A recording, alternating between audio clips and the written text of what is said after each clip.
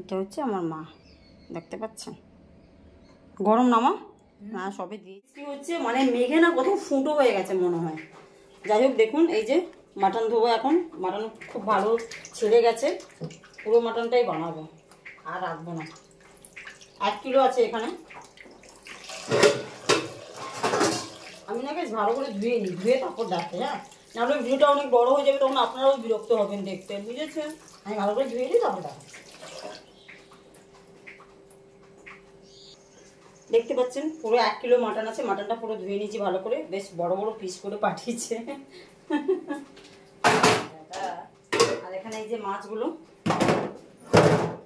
দেখতেই পাচ্ছেন।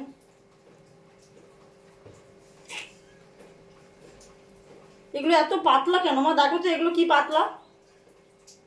পেটের মাছ পাতলা, পেটের বিষ থাকলে পাতলা হবে কি হবে? ওগুলো কি মোটা হবে? চিড়ে মাছ মোটা, পেটের মাছ পাতলা নাকি? পেটের মাছ এত পাতলা হয় না গাইস, মানে ভাজা যায় না। মাছগুলো ভাগ করে ফ্রিজে রেখে দিই। মাটনটা তো ওখানে ধুয়ে রেখে দিচ্ছি, এখানে পুরো মাছের ডিম টিম সব রেডি করা হয়ে গেছে ধুয়ে, এগুলো সব ফ্রিজে তুলে দিই। কাজ তো জীবনেও শেষ হয় না, এক কাজ করতে শুরু বসে যাই, আবার একটা কাজ চলে আসে। পুরো বাসন সব মেজে, মানে মা তো কিছুটা মেজেছে, আমি কালকে রাত্রিবেলা মেজেছি। এই ক্লিয়ার হলো বাসন মাজা। এখন রান্না করবো। আর ভাই গরমও তেমন পড়েছে, বৃষ্টি হলে তো গরম পড়বেই।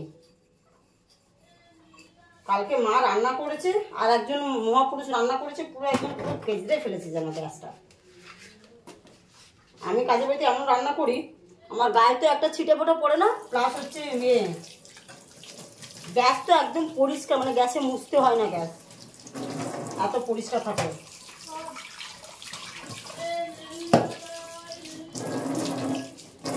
আর মিহিদানা, আমি বাচ্চা মেয়ে মিহিদানা খাবো।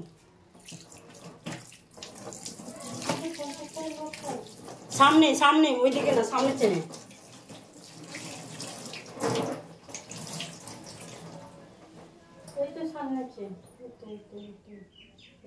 কোনো টাকা নেই? টাকা নেই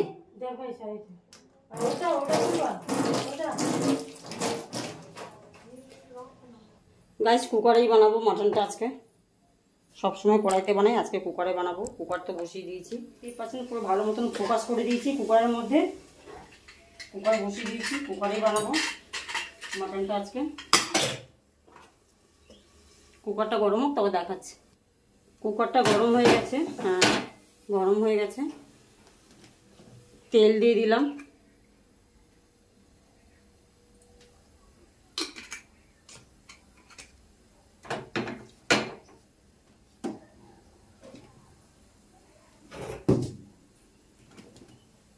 ফোড়নটা রেডি করি।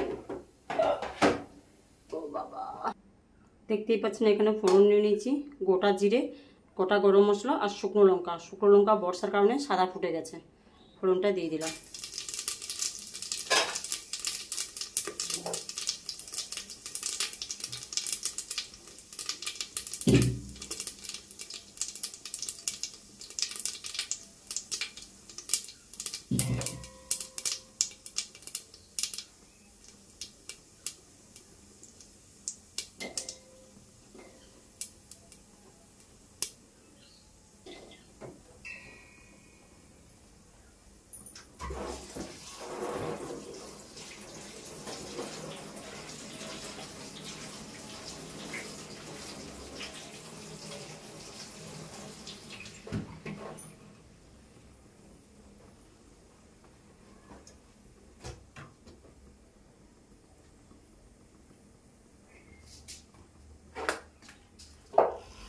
সামান্য একটু চিনি দিয়ে দিলাম।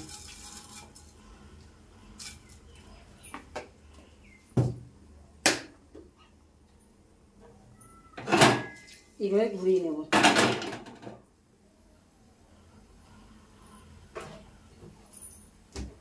বেশি রিচ করবো না, কেন মাও খাবে। তাই দুটো পেঁয়াজ দেখুন কত সুন্দর একদম ঝিরিঝিরি করে কুচিয়ে নিয়েছি। পেঁয়াজটা ফোড়ন দিলাম।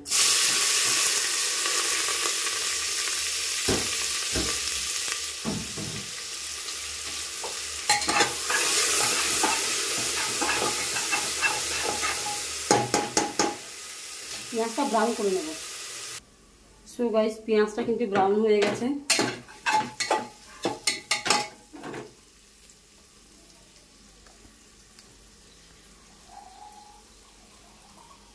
আমি নাটা মানুষ তো তাই পিড়িতে উঠে রান্না করছি গাইস। মাটনটা দিয়ে দিলাম।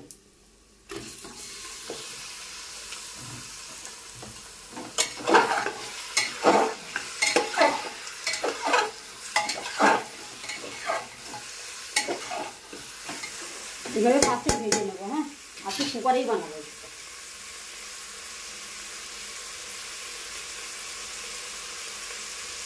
আর বাটা মশলার মধ্যে কী দেবো দেখে নিন। এখানে একটুখানি টমেটো, মানে একটা টমেটো, একটু রসুন আর একটু গোটা জিরে পুরো মিক্সি করে নেব। ঠিক আছে, এই যে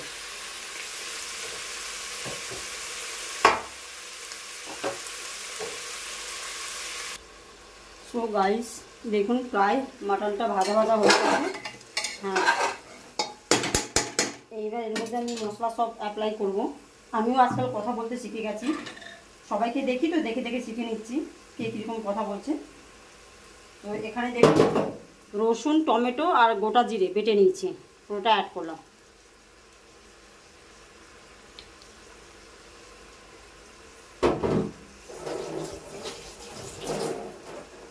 না গাইস, এটা ভুল কথা। আমরা হাজার বাড়িতে কাজ করি, হাজারভাবে কথা বলতে হয়। আমরা কথা বলতে জানি বাট বলি না।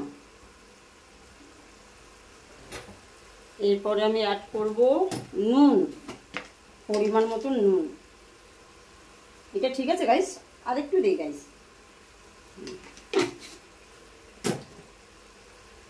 এরপরে দেব হলুদ গুঁড়ো,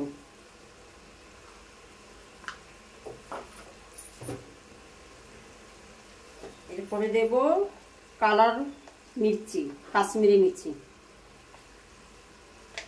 গাইস আপনারা কিন্তু কমেন্ট করবেন কে কোথা থেকে দেখছেন, তাহলে কমেন্ট করলে কি বলুন তো আমারও সুবিধা হবে, আমারও ভালোবাসা জাগবে বা আমারও রান্না করতে ইচ্ছে করবে। না সবাই এত দূর দূর থেকে আমার ভিডিও দেখে, আমাকে সাপোর্ট করে, লাইক করে, মানে এটা তো ভীষণ দরকার। এখানে দেখুন আর একটা টমেটো কুচানো, মানে তাহলে আমার নিজের এক্সপিরিয়েন্সও অনেক বাড়বে যে না আমাকে সবাই সাপোর্ট করে, আমি একা নই, আমার জন্য সবাই আছে।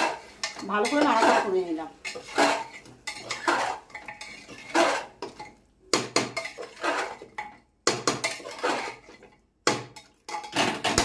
এবার ঢাকা দিয়ে কম আঁচ করে 5 মিনিট পর পর নাড়বো। এটাকে ভাত বসিয়ে দিই। সো গাইস 5 মিনিট পর চলে এসেছি।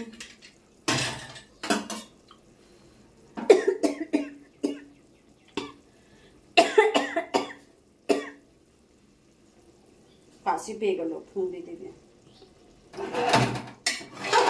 দারুণ দারুণ হচ্ছে গাইস।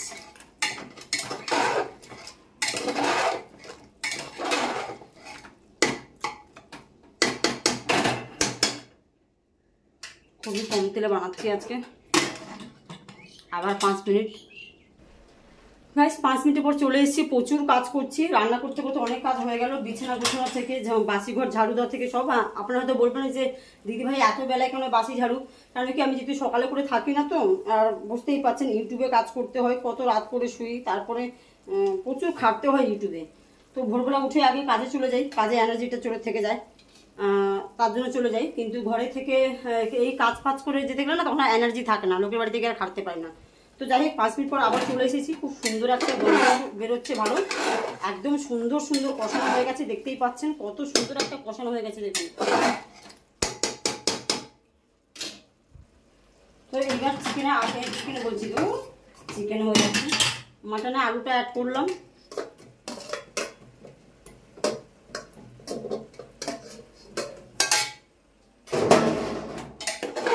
একটু নাড়াচাড়া করে নিই।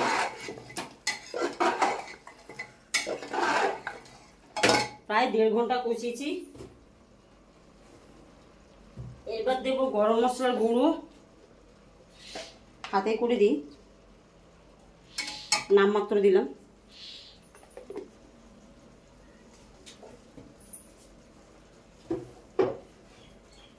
এইবার দেবো জল।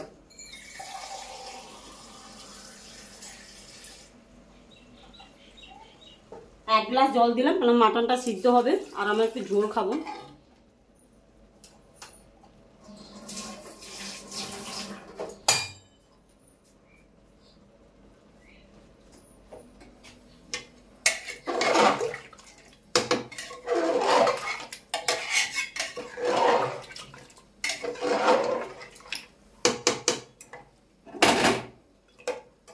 কিন্তু দেখতে যা লাগছে না।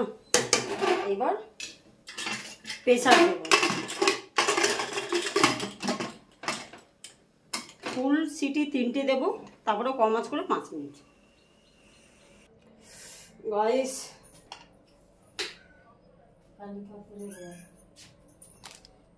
মাটনটা হয়ে গেছে। ও হো হো হো হো হো, এবার খাবার পালা। দেখতেই পাচ্ছেন একদম ঝোল ঝোল মাটন। ওয়াও, দেখতে কিন্তু ফাটাফাটি হয়েছে। মাকে ভাতটা দিয়ে দিই। মা বলছে শুধু মাটন, মানে আরে বলে না সবজি হলে ভালো হতো, আমি তো সবজি খাই। আমি তুমি এটা দিয়ে খাও ভালো, সবজি ভালো। আমার ভাতটাও বেড়ে নিচ্ছি, আমিও খাবো। খেয়ে আমি ব্যাংকে যাব, ব্যাংক থেকে পাসবুক নেব মেয়ের, সেটাকে জেরক্স করব, জেরক্স করে আবার মেয়ের কাছে যেতে হবে।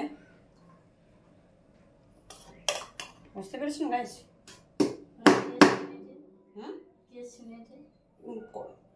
ওটা তুমি বলছি, ওটা আমি নোট করবো, ভিডিও করবো।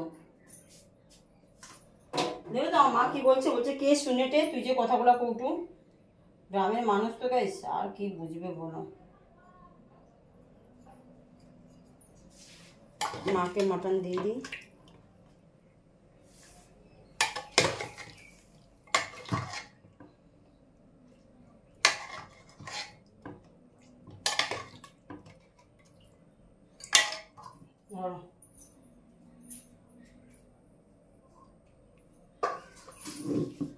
আমি আমার জন্য নিয়ে নিই, আমি তো আলু দিয়ে খাবো।